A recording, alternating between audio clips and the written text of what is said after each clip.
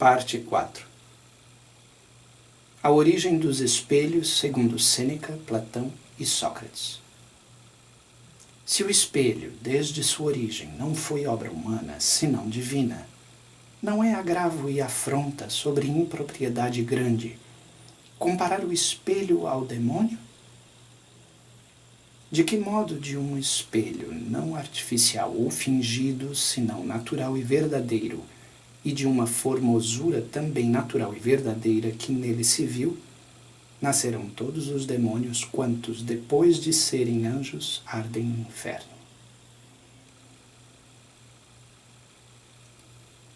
Chamar demônio ao espelho parece não só...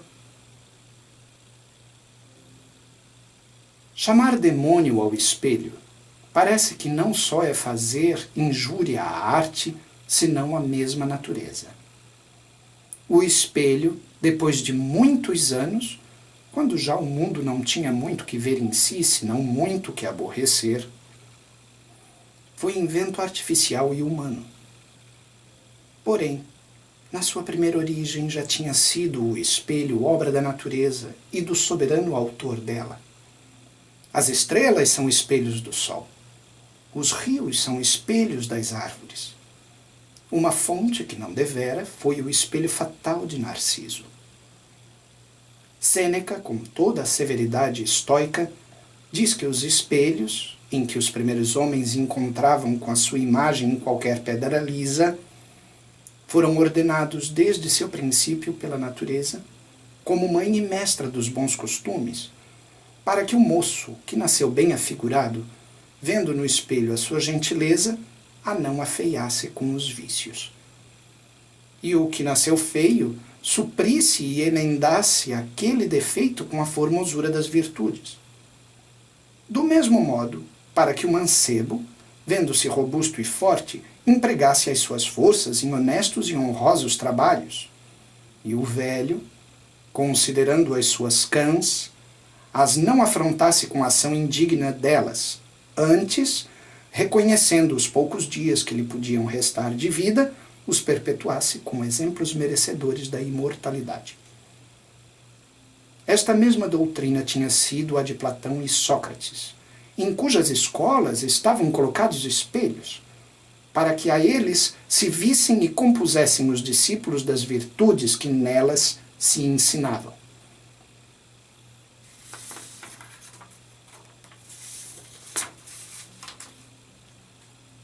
Pois, se o espelho desde sua origem não foi obra humana, senão divina, se o fim deste instrumento natural foi para que o homem, criado à imagem de Deus, vendo a sua no espelho, a procurasse conformar com a perfeição e soberania de tão alto original. Repetindo. Pois, se o espelho, desde sua origem, não foi obra humana, senão divina, se o fim deste instrumento natural foi para que o homem, criado à imagem de Deus, vendo a sua no espelho, a procurasse conformar com a perfeição e soberania de tão alto original, não é agravo e afronta sobre impropriedade grande comparar o espelho ao demônio e chamar-lhe demônio? Não. Porque desde sua mesma origem não há duas coisas que Deus criasse mais parecidas e semelhantes que o demônio e o espelho. O demônio primeiro foi anjo e depois demônio. O espelho primeiro foi instrumento do conhecimento próprio e depois do amor próprio, que é a raiz de todos os vícios. E para que se veja quão alheio de agravo, nem encarecimento é o nome de demônio que dei ao espelho, ouçam todos com assombro o que agora hei de dizer.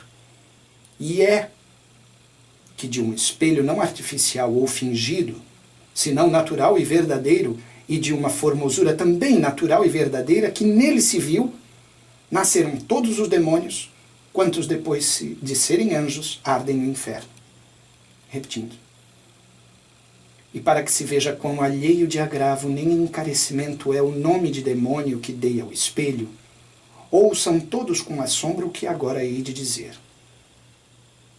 E é que de um espelho não artificial ou fingido, senão natural e verdadeiro, e de uma formosura também natural e verdadeira que nele se viu, nasceram todos os demônios, quantos depois de serem anjos, ardem no inferno.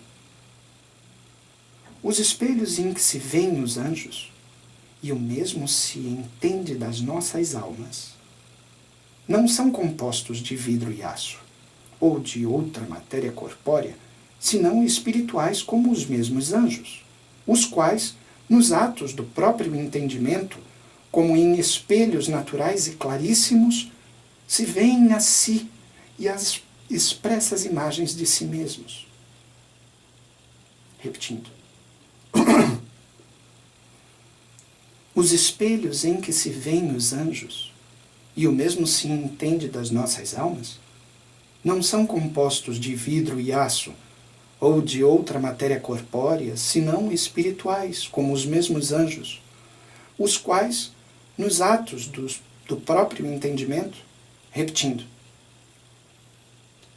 os espelhos em que se veem os anjos, e o mesmo se entende das nossas almas, não são compostos de vidro e aço, ou de outra matéria corpórea, senão espirituais, como os mesmos anjos, os quais, nos atos do próprio entendimento, como em espelhos naturais e claríssimos, se veem a si e as expressas imagens de si mesmos. Em Deus, que é o Supremo Espírito e exemplar de todos, temos o melhor e mais qualificado exemplo. Deus Padre, desde o princípio sem princípio de sua eternidade, produziu e está sempre produzindo. Repetindo. Em Deus, que é o Supremo Espírito e exemplar de todos, temos o melhor e mais qualificado exemplo. Deus Padre, desde o princípio sem princípio de sua eternidade, produziu e está sempre produzindo, por ato de entendimento, o Verbo divino. E o mesmo Verbo é um espelho de candidíssima luz e sem mácula, no qual vê Deus a sua essência, a sua majestade, a sua grandeza infinita e todos seus atributos. Assim o diz o Espírito Santo no livro da sabedoria. E assim, por seu modo, se veem os anjos a si mesmos, não fora, senão dentro de si, no espelho natural e imagem expressíssima do próprio entendimento. Isto posto, tanto que foi criado o maior e mais excelente de todos os espíritos angélicos, Lúcifer, viu-se neste seu espelho mental, repetindo,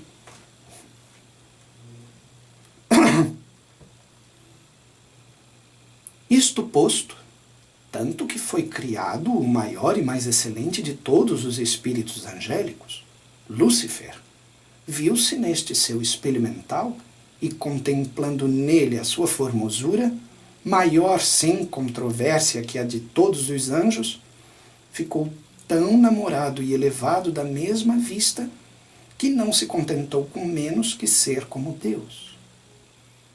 E que se seguiu daqui o mesmo que ao homem quando quis ser como Deus. Note-se com muito grande atenção esta paridade. O homem, querendo ser mais do que era, perdeu o que era. Quis ser como Deus e perdeu a dignidade de homem, ficando semelhante aos brutos. E Lúcifer, do mesmo modo, querendo ser como Deus, perdeu a dignidade de anjo e, em sinal de ficar também como bruto, lhe nasceu logo uma cauda tão grande que arrastou e derrubou com ele a terceira parte de todas as hierarquias angélicas. De sorte, como dizia, que vendo Lúcifer a sua formosura natural e verdadeira em um espelho também natural e verdadeiro, Deste espelho e desta vista, como de pai e de mãe, nasceram todos os demônios, quantos com o mesmo Lúcifer ardem no inferno. A certo demônio perguntou Cristo uma vez como se chamava. E ele respondeu que se chamava Legião, porque não era um só demônio, senão muitos mil. E se ao espelho, por ser em Lúcifer origem de todos os demônios, se podia dar o nome de todos, bem se segue quão curto lhe vem o de um só demônio.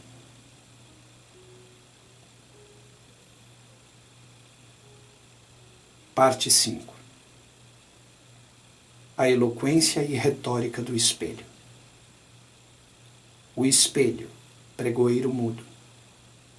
De que modo nos tenta o demônio mudo, se o não vemos nem ouvimos? A visão beatífica, espelho voluntário de Deus, e o espelho em que se transformou o demônio.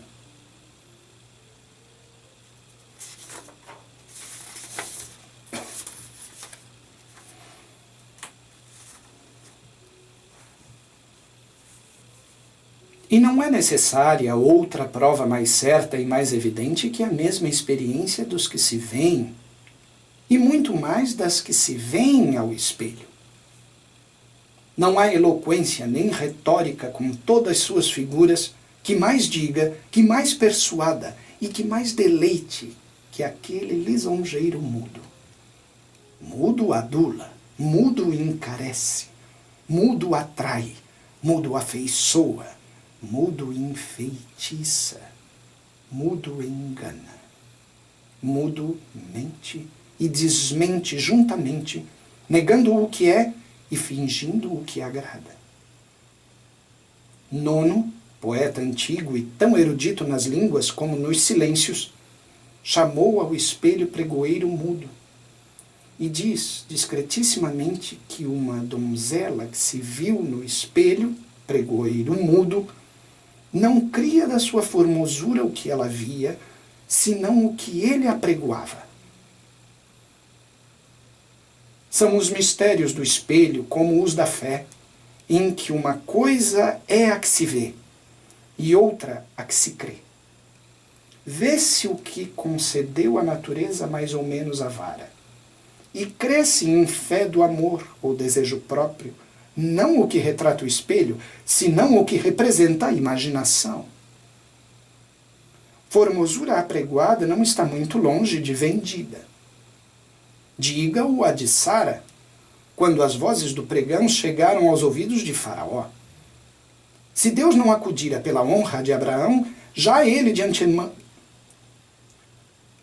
Se Deus não acudira pela honra de Abraão, já ele de antemão tinha recebido boa parte da paga. Para este juízo falso e mudo concorre com o espelho uma testemunha também falsa e muda, que é a formosura. Com este sobrenome tão pouco ameno, a censurou Teofrasto, referido por Laécio na vida de Aristóteles.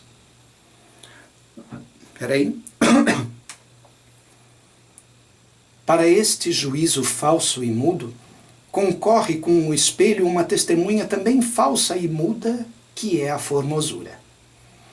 Com este sobrenome tão pouco ameno, a censurou Teofrasto, referido por Laércio na vida de Aristóteles, que a formosura é um engano e uma mentira muda. De sorte que deste mudo e desta muda se representa no teatro do espelho um diálogo, que se ouve sem voz, tão aparente à vista, tão pintado ao desejo, e que tanto persuade, engana e tenta como o mesmo demônio. Aqui está a propriedade do demônio imudo. O demônio tentou a Cristo falando. A nós, tenta-nos mudo e sem dizer palavra. Mas de que modo, se o não vemos nem ouvimos? Ouçam agora esta filosofia os que a não sabem, posto que todos a experimentam. Dentro da nossa fantasia ou potência imaginativa que reside no cérebro, estão guardadas como em tesouro secreto as imagens de todas as coisas que nos entraram pelos sentidos, a que os filósofos chamam espécies. E assim como nós das letras do ABC, que são somente 22, trocando-as e ajuntando-as variantemente,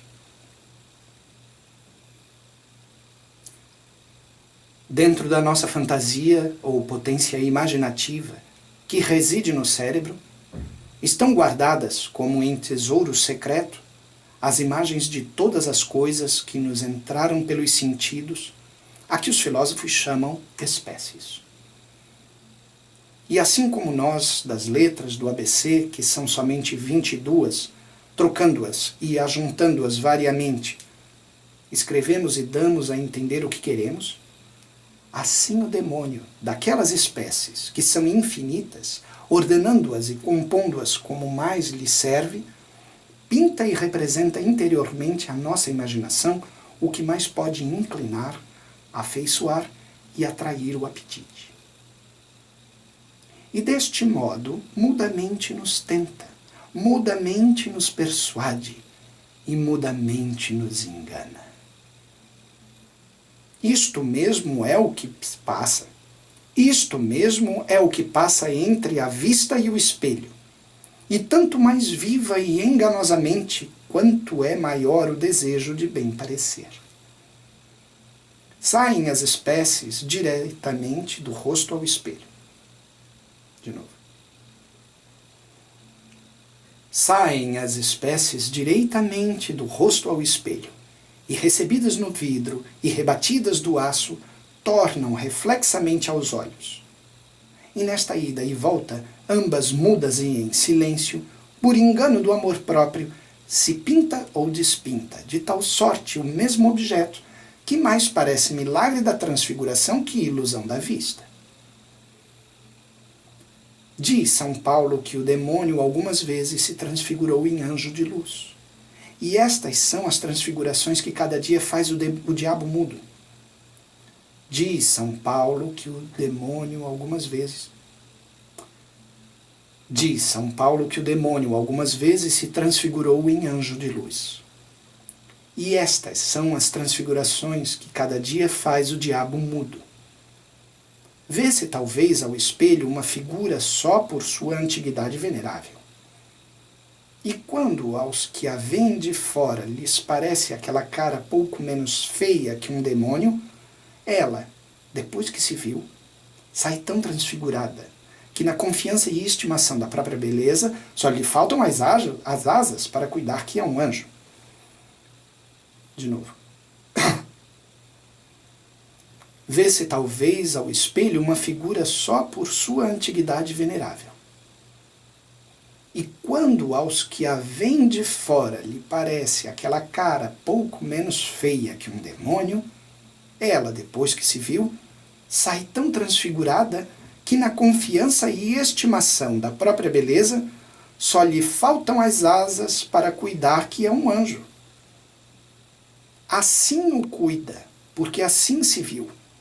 E assim se viu porque assim se quis ver, como se o espelho não fora espelho do rosto, senão da vontade.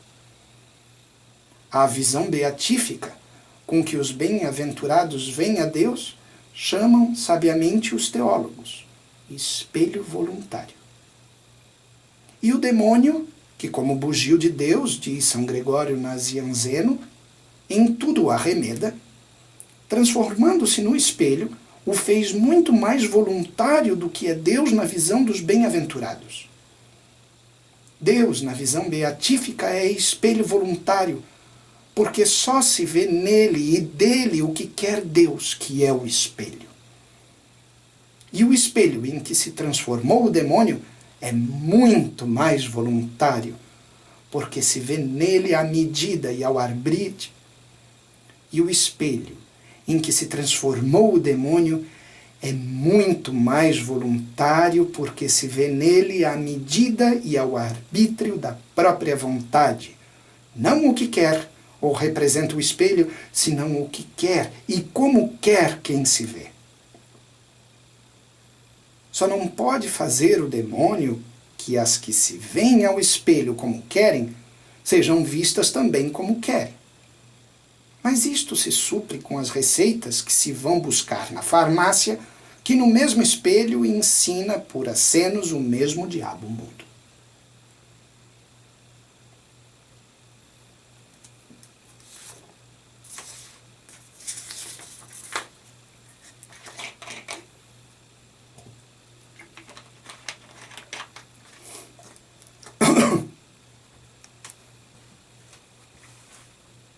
Parte 6. A razão ou sem razão de ser tão dificultoso de se arrancar da parede de uma cela ou do afeto de uma religiosa o espelho que ali está tão pregado. A semelhança de Deus que Lúcifer afetou quando disse similis ero altíssimo. São Jerônimo e o exemplo de Blesila, nobilíssima viúva romana. São Justino, mártir, e o sacrílego apetite mulheril de se verem ao espelho. O espelho da deusa Palas. O arquipresbítero da Catedral de Antuérpia e os espelhos encadernados nos livros de devoção das mulheres devotas. Arrotei. Já temos chegado ao lugar para onde reservei a razão ou sem razão do Erat Egyptians, ou de ser tão dificultoso de se arrancar da parede de uma cela ou do afeto de uma religiosa o espelho que ali está tão pegado. É possível que uma virgem consagrada a Deus e desposada com um filho de Deus há de estar tão casada com um espelho? É ela mulher? É ela filha de Eva? Pois de lá lhe vem esta inclinação, e não é muito que tenha lançado tão fortes raízes.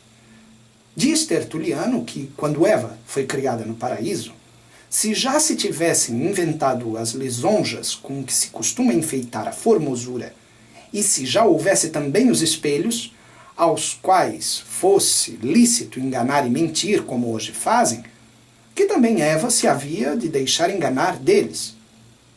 Isto cuidou Tertuliano de Eva. E eu cuido do demônio que, se já houvesse espelhos, não havia ele de pedir emprestada à serpente a língua, para enganar e render. Mas digo, que se a serpente lhe prometesse, serás como Deus, e o espelho lhe dissesse, verás em mim tua formosura, que havia Eva de aceitar o partido e oferta do espelho e não a promessa da serpente. E para que não pareça coisa incrível no juízo de uma mulher antepor a glória ou idolatria de estar contemplando a sua formosura, a dignidade e divindade de ser como Deus, seja juiz e prova o mesmo demônio.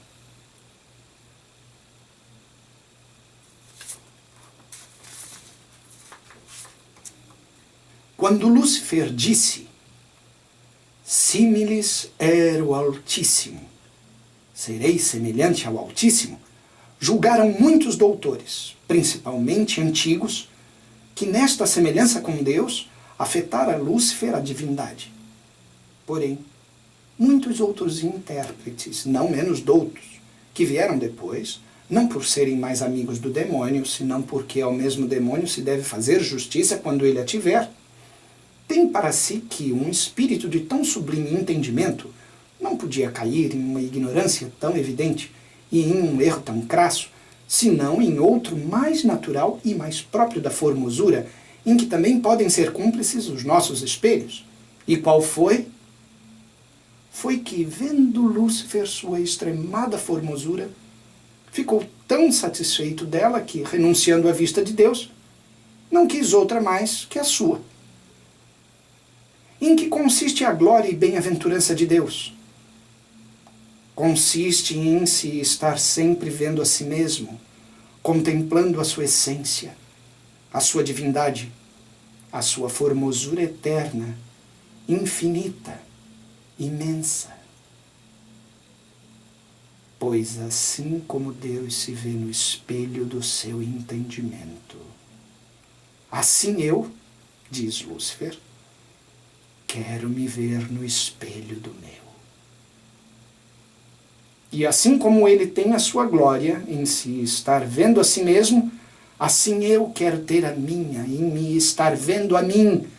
E por isso não quero a sua glória nem a sua bem-aventurança, senão a minha. Repetindo. Em que consiste a glória e bem-aventurança de Deus? Consiste em se estar sempre vendo a si mesmo, contemplando a sua essência, a sua divindade, a sua formosura eterna, infinita, imensa. Pois assim como Deus se vê no espelho do seu entendimento, assim eu, diz Lúcifer, me quero ver no espelho do meu. E assim como ele tem a sua glória em se estar vendo a si mesmo, assim eu quero ter a minha, em me estar vendo a mim, e por isso não quero a sua glória, nem a sua bem-aventurança, senão a minha. Esta vista, pois, e esta contemplação da própria formosura é a semelhança de Deus, que Lúcifer afetou quando disse: serei semelhante ao Altíssimo. E a mesma vista e contemplação, se já houvesse espelhos no paraíso, como dizia Tertuliano, seria a maior tentação de Eva, tendo experimentado o demônio em si mesmo, quanto mais poderosa era para persuadir e render o silêncio do espelho mudo que a astúcia da serpente falando. E por que esta experiência não teve lugar em Eva? Porque ainda não havia espelhos. Bem se viu, depois que os houve, o apetite que herdaram da mesma Eva as suas filhas. E por isso há tantas no mundo e fora do mundo, que gastam as horas e perdem os dias inteiros em se estar vendo, revendo e contemplando no espelho como se não tiveram nem esperaram outra glória. Exemplo seja Blesila, aquela nobilíssima viúva romana, da qual escreve São Jerônimo que desde o amanhecer... Exemplo seja Blesila, aquela nobilíssima viúva romana, da qual escreve São Jerônimo, que desde amanhecer o sol até a noite empregava com grande vagar e estudo o dia todo em se enfeitar ao espelho. Não desenganou a Blesila nem a morte que a fez viúva, nem a mortalha que a obrigou ao capelo, para lhe enfastiar aquele imortal apetite de se estar sempre vendo ao espelho. De novo. Não desenganou a Blesila nem a morte que a fez viúva, nem a mortalha que a obrigou ao capelo, para lhe enfastiar aquele imortal apetite de se estar sempre vendo ao espelho. Mas pôde tanto a graça triunfadora da natureza que, com mudança não imaginada, a mesma Blesila, como se fora outra, renunciando ambos os mundos, se vestiu de um hábito grosseiro de penitência e se fez religiosa. Disse renunciando ambos os mundos, porque além deste mundo em que todos vivemos, em frase de latinos e gregos, há outro mundo, que são os enfeites das mulheres. Não acharam os homens mais sábios, nem outra menor comparação com que definir, nem outro menor nome com que declarar o excesso desta vaidade e apetite mulherio. E que fazia depois a que assim gastava os dias em semelhantes enfeites? O mesmo São Jerônimo, comparando os dias de então às noites de agora, continua dizendo com admiração: aquela Blesila, que dantes tão mal empregava os dias, agora aproveita tão santamente as noites, que ela é a primeira que se levanta a matinas e com a voz e campainha esperta as outras monjas, não para se verem e contemplarem a si, mas para irem ver e contemplar a Deus naquele espelho da oração elevada, em que nesta vida, como diz São Paulo, veem menos claramente o rosto divino os que depois o hão de ver face a face.